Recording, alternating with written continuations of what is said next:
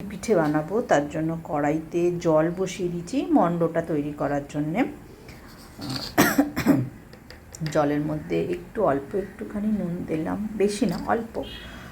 আর আমি একটুখানি নারকেল কোড়া আমি একটু দিয়ে দেবো, অল্প। টেস্টও ভালো হবে আর মণ্ডটাও সফট হবে। অল্প 2 চামচ, 3 চামচ দিয়ে দিলাম।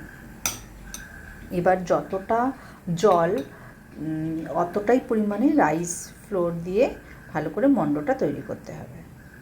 আগে জলটা ভালো করে ফুটে যাবে, টকবক করে জলটা ফুটে গেছে। এবার অল্প অল্প আমি চালের গুঁড়ি দেবো আর নাড়ব। এইরকম হয়েছে। এবার এটাকে আমি কিছুক্ষণ ঢেকে রেখে দেবো, ঢাকনা দিয়ে ঢেকে রেখে দেবো। যে মণ্ড তৈরি হয়ে গেছে, এবার এটাকে ভালো করে ঠেসে আটার মতো মেখে নেব।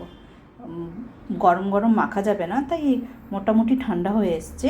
এবার আর কি এটাকে ভালো করে মেখে নেব ঠেসে। এটা মণ্ডটা রেডি হয়ে গেছে।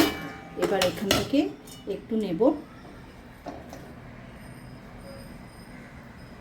অল্প, ছোট বড় আমরা যেভাবে সাইজের করতে চাই সেই রকম নেব। এটা ঢাকা দিয়ে রাখতে হবে, না হলে শুকিয়ে যাবে,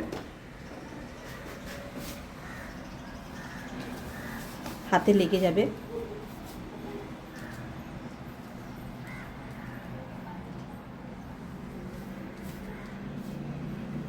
ওটাও রাইস ফ্লোর।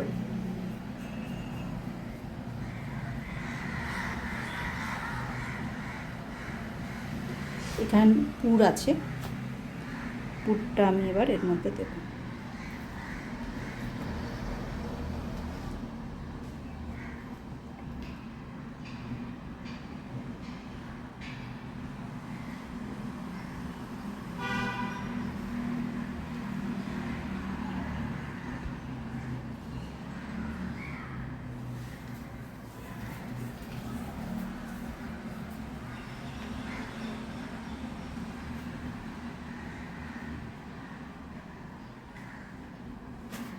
এভাবে যে যেমন ডিজাইন চায় ডিজাইন করতেই পারে, শেপ দিতেই পারে।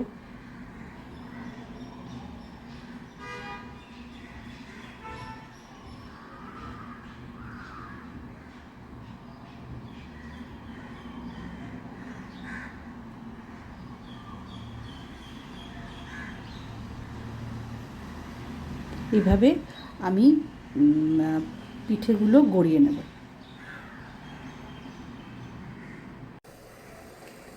এবার এখানে স্টিম বসিয়েছি, পুলিগুলো এখানে দেব ভাপের জন্য।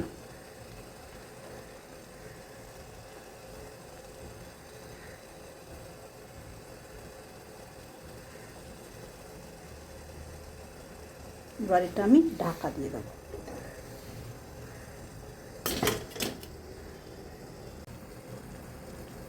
এবার পুলি পিঠেটাকে দেখতে আরেকটু সুন্দর করার জন্য আমি পুলি পিঠের উপরে একটা করে স্যাফরন দিয়ে দিয়েছি। এটা একটু স্টিম হবে। এবার এখানে দুধ পুলি সেদ্ধ হয়ে গেছে। পুলিগুলো বেশি নাড়িনি, জাস্ট দিয়ে রেখে দিয়েছিলাম গ্যাস সিম করে। এবার আমি এর মধ্যে পাটালি গুড় দেব। যদি দুধটা কেটে যায় সেই ভয়ে আমি গ্যাসটা বন্ধ করে তারপরে আমি গুড়টা দিয়ে দেব।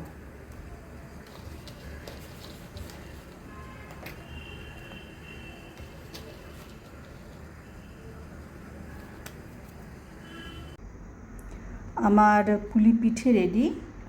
এটা স্টিম পুলি পিঠে আর এটা দুধ পুলি পিঠে। আমার মেয়েও খুব ভালো পুলি পিঠে গড়তে পারে, খুব সুন্দর গড়তে পারে ও। Thank you for watching.